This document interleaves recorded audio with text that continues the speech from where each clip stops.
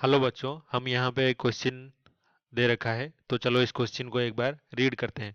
So the question says a uniform electric field pointing in positive x direction. तो uniform electric field है और उसका direction है positive x axis के along exist in a region. Let A be the origin, तो A को origin मान लेते हैं, B be the point on the axis at x equals to +1 centimetre.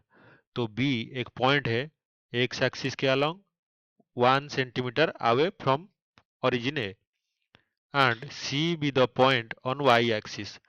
और C दूसरा पॉइंट लेते हैं y एक्सिस के along y equals to +1 centimetre.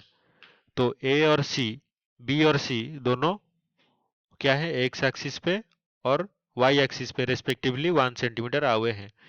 The potential at points A B and C satisfy. तो A B और सी जो points हैं, तीनों पॉइंट्स, उनमें रिलेशन क्या होगा पोटेंशियल का। तो पहले हम क्या करते हैं, जो एक्स और वाई एक्सिस ड्रॉ कर लेते हैं।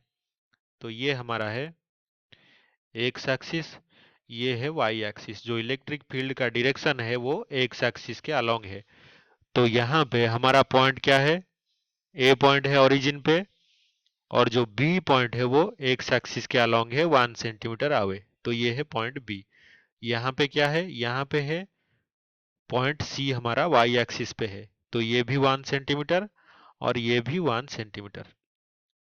तो हमें जो पता है, जो इक्विपोटेंशियल सरफेस होता है, अगर ये ऐसे electric field lines uniform electric field है तो एक्स एक्सिस के अलोंग ऐसे जाएंगे।